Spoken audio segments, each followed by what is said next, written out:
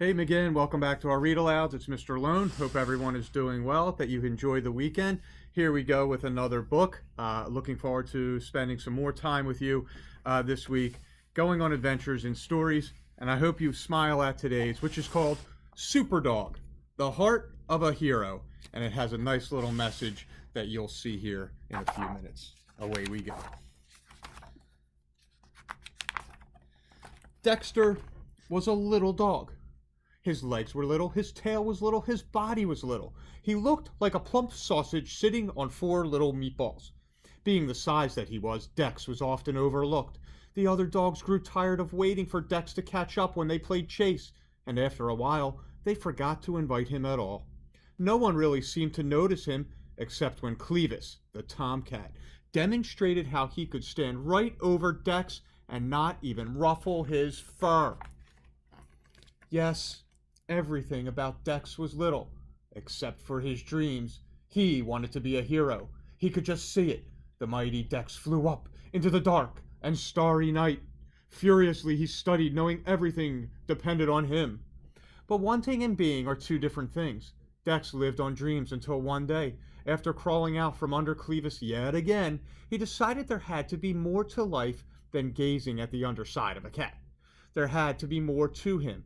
If he could be a hero, he would. So Dex started training. He read every superhero comic he could find. He watched every hero movie ever made. He went to the library.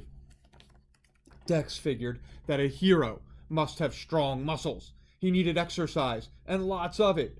Dex started trotting to the corner and back every morning. He hopped over every crack in the sidewalk. He struggled to climb the garbage pile, up and over and down, then up and over and down again. All day long he worked, day after day. Even at bedtime, when he wanted to flop on the rug with his tongue hanging out, Dex forced himself to circle 5 extra times. The mighty Dex pressed on through wind and rain and storm and fatigue. When it got easier to run to the corner and back, Dex did it again, and then again. Then he dragged a sock filled with sand as he ran, then 2 socks. When Clevis was bored and stood in the middle of the sidewalk to block his way, Dex dropped to the ground and slid right under him. He was too busy to be bothered by Clevis. Dex was tired. He was sore. He was working so hard that he almost forgot what he was working for. But one night, as he dragged himself to bed after his last set of push-ups, Dex stood in front of the mirror and flexed. He could feel them. He could see them. Muscles.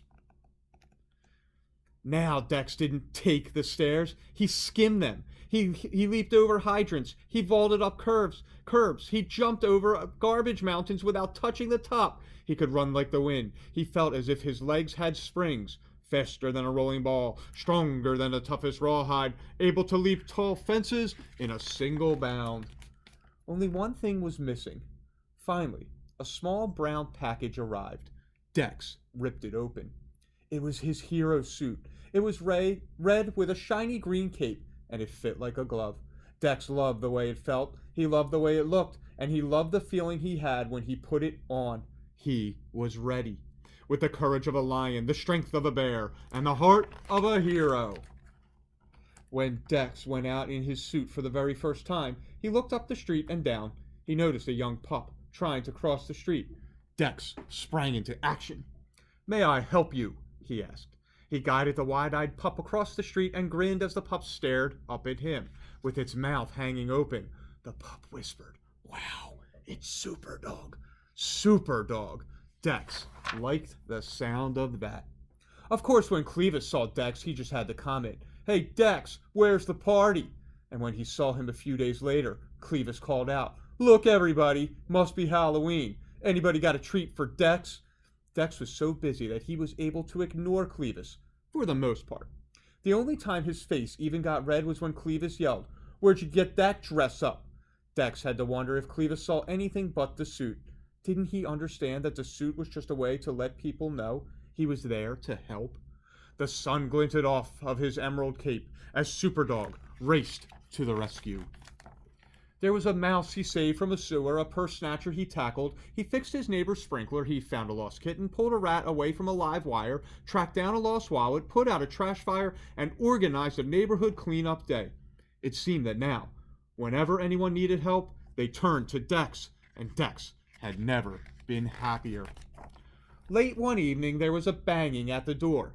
When Dex answered, it seemed as if the whole neighborhood was yipping and yowling in panic. "It's Clevis!" they shouted. "He's stuck in a tree! Hurry, Dex! Hurry!" Dex raised his eyebrows. It was not like Clevis to move enough to get in any trouble. In a flash, he was dressed and ready. It was clearly a desperate situation. As he got closer, Dex could see Clevis.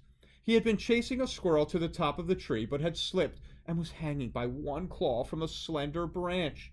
He was yowling for all he was worth. "I'm slipping!" Clevis screeched. "Help me!" Dex looked desperately around for something to climb on. There were no boxes or ladders, not even any trash cans. Then Dex looked at the crowd. "Quick, everybody!" Dex shouted. "I've got an idea." Dex leaped onto the end of the teeter-totter facing the tree, pushing it to the ground. "Everybody on the other end! 1, 2, 3!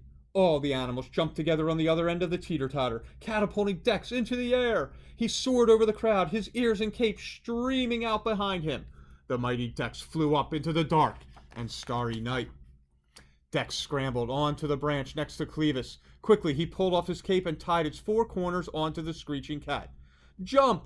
Dex shouted. "Jump, Clevis!" With an ear-piercing shriek, Clevis let go. The billowing cape caught the air and parachuted the big cat to the ground. Dex backed up and slid to the ground amidst the cheers of the crowd. Dex was bruised and tired, but he forgot his discomfort as Clevis sheepishly lumbered over, still tangled in the green cape. "Thanks, Dex. You really are a hero." Dex didn't think he could feel any better, but he did. Just a little, the next day when Clevis sidled up next to him and whispered, "Say, Dex, can I be your partner?" Dex looked the big tomcat up and down. It would take a lot of work to turn Clevis into a hero. He could hardly wait. "Sure," said Dex with a grin. "Sure.